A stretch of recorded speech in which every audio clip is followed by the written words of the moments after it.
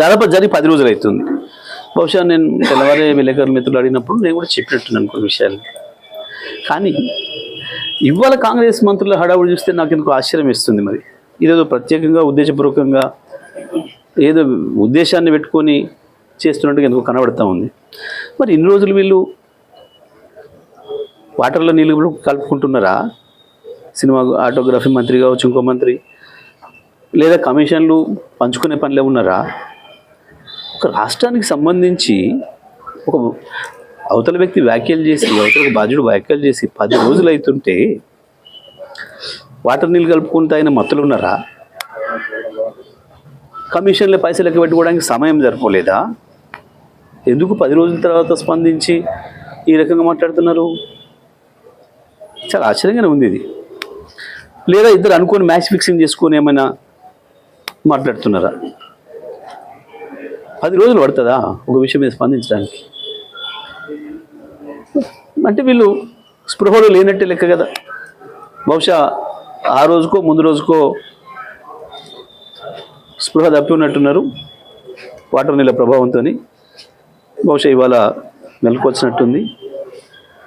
ఇట్లాంటి వాళ్ళు రాష్ట్రాన్ని నడితే కష్టమవుతుంది. ప్రజలు కూడా గమనించాలి ఎటువంటివి. ఎంత సోయి లేకుంటారు వీళ్ళు. గోదావరి నీళ్ళ విషయం వచ్చినప్పుడు, బనకచెర్ల విషయం వచ్చినప్పుడు అదే పద్ధతుల్లో మేము స్పందించిన తర్వాత గవాల లేచి మాట్లాడినారు. కృష్ణ నీళ్ళ కేసులు వచ్చినాడు, మొత్తమే కేంద్రం చేతుల్లోకి పెత్తనం తీసుకుంటుంది కృష్ణ నీళ్ళ పైన అన్ననాడు. మేము మాట్లాడినప్పుడు బుకాయించారు. చివరికి కేసీఆర్ గారు వచ్చి నల్లగొండలో 1,00,000 మంది రైతులతో మీటింగ్ పెట్టి మీరు చేస్తారా, మేము ఉద్యమించాలంటే గవాల తెల్లారి అసెంబ్లీలో పెట్టి మళ్ళీ తీర్మానాలు చేశారు. తెలంగాణ హక్కుల పట్ల, తెలంగాణ ఆశల పట్ల, తెలంగాణ ఆకాంక్షల పట్ల వీళ్ళకి ఏమాత్రం సోయి లేదు, బాధ్యత లేదు. ఇవాళ ఉన్న ప్రభుత్వానికి కేవలం కమిషన్ల దందా కొరకు, ప్రభుత్వాన్ని ప్లాట్ల దందా కొరకు వాడుతున్నారు. ఉన్న భూముల్ని మందికి అప్పనంగా అప్పచెప్పి వాళ్ళ బొక్కసాలు నింపుకోవడానికి వాడుకుంటున్నారు ప్రధానం తప్ప అసలు ఏమాత్రం సోయి లేదు, జ్ఞానం లేదు. ఇవాళ ఏందో సినిమాలు ఆపుతాం, సినిమాలు నడవు, ఏం నడవు, నీ పొందనడు సినిమాలు ఆయన విమలు ఆయనకు ఉంటారు. నువ్వు వద్దంటే ఆగలు చూస్తారు. అది కాదు నువ్వు మాట్లాడాల్సిన మాట. మనం మాట్లాడేది కూడా ప్రజాస్వామికంగానే ఉండాలి. మనం మాట్లాడేది కూడా ప్రజలు నచ్చినట్టు ఉండాలి. కేవలం సెన్సేషన్ కొరకు, కొద్దిమంది వినోదాన్ని కలిగించడం కొరకు, ఛానళ్ళలో కాసేపు టైంపాస్ చేయడం కొరకు మాట్లాడే ఈ బాధ్యత లేని మంత్రులు ఉంటే ఇట్లనే ఉంటుంది ప్రాంతం పరిస్థితి. నేను ఒకటే నేను చెప్పేది, పవన్ కళ్యాణ్ గారికి సలహా ఇచ్చేది ఉపసంహరించుకుని చెప్తే మంచిది సార్. పవన్ కళ్యాణ్ తెలంగాణ పైన చేసిన వ్యాఖ్యలకు సంబంధించి మళ్ళీ ఎందుకో వార్తలు వస్తూ ఉన్నాయి. చాలామంది స్పందిస్తున్నారు. ఆయన సరే పొరపాటుగా అన్నారా, ఎందుకో యథాలోపంగా అన్నారా, ఎందుకు అన్నారో మరి అది ఏమైనా అయి ఉండొచ్చు. కానీ ఒకసారి ఒక ప్రాంతం యొక్క మనోభావాల్ని కించపరిచే విధంగా, దెబ్బతీసే విధంగా మాట్లాడినప్పుడు అది తన దృష్టి రాగానే వెంటనే ఉపసంహరించుకోవాలి ఎవరైనా సరే ఆ వ్యాఖ్యల్ని. అట్లాంటి జరగకుండా ఉండే నేను అట్లా అనలేదు, ఏదో వేరే రకంగా పోయింది అది అని చెప్పుకుంటారు. సహజమైన విషయం ఇదంతా కూడా. అట్లీస్ట్ ఆయన దాని నుంచి వెనక్కి తీసుకున్నాడు అనే భావన ప్రజలకు ఇవ్వడం అవసరము. ఎందుకు మరి ఆయన దాంట్లో కూడా వెనుకబడుతున్నాడు పవన్ కళ్యాణ్ గారు.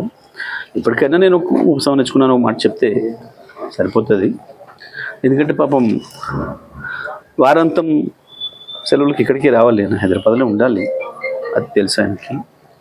నాకు తెలిసి ఆంధ్రప్రదేశ్లో కంటే కూడా ఎక్కువ ఆస్తులు హైదరాబాద్లో ఉన్నాయి, తెలంగాణలోనే ఉన్నాయి.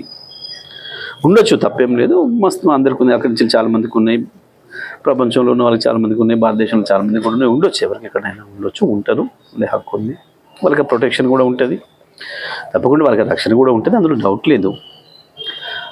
ఎక్కువ ఇక్కడనే ఉంటున్నారు కాబట్టి ఈ ప్రాంతాన్ని కూడా ప్రేమించాలి ఆయన. ఇప్పుడు మేమే తెలంగాణ ఉద్యమం చేసిన వాళ్ళమే, మేము ఎప్పుడు కూడా విద్వేషాలు తెచ్చుకోవడం పద్ధతిలో మాట్లాడలేదు. కేసీఆర్ కూడా ఎప్పుడు అట్లా మాట్లాడలేదు, మేము కూడా ఎప్పుడు మాట్లాడలేదు. ఉద్యమ సందర్భంలో కొంత క్రాస్ టాక్ వస్తుంది, అప్పుడు కూడా మేము చాలా సంయమనంగానే ఉన్నాం. సరే 10-12 ఏళ్ళు అయిపోయింది. తెలంగాణ తెచ్చుకున్నాక మా పరిపాలన ఏందో చూసిండ్రు ప్రజలు. కేసీఆర్ దీక్ష దక్షతలు ఏందో తెలిసినాయి. కేసీఆర్ ఆ ప్రాంతం పట్ల ఎట్లా ఉన్నారు చూసిండ్రు. ఒక సందర్భంలో ఆంధ్రప్రదేశ్ ప్రజలు ఆడ రెండు ప్రభుత్వాలు, ఈ ప్రభుత్వం ఉన్నప్పుడు అవతల వాళ్ళు కావచ్చు, అవతల ప్రభుత్వం ఉన్నప్పుడు ఇవతల వాళ్ళు కావచ్చు, ఇద్దరు కూడా హైదరాబాదే సేఫ్, మాకు హైదరాబాద్లోనే రక్షణ ఉంది, కేసీఆర్ నీడలోనే రక్షణ ఉంది, తెలంగాణ నీడలోనే రక్షణ ఉంది అని చెప్పి భావించారు. చూసినాం మనం. చాలామంది మాట్లాడారు మాకు అక్కడికంటే ఇక్కడే బాగుంది అని మాట్లాడారు. గంత జాగ్రత్తగా కడుపులు పెట్టి దాచుకుంది తెలంగాణ అందరినీ కూడా. ఎప్పుడు కూడా ఇతరుల మంచిని కోరింది. మేము అన్నాడు అడిగినప్పుడు కూడా వేరైతే ఇద్దరం బాగుపడతాం పాటల్లోనే ఉంది, మా సాహిత్యంలోనే ఉంది. కేసీఆర్ గారు పదే పదే చెప్పారు, అన్నదమ్ములాగా విడిపోదాం, ఇద్దరం బాగుపడదాం, కలిసి బతుకుదామని చెప్పినాం మనం. సరే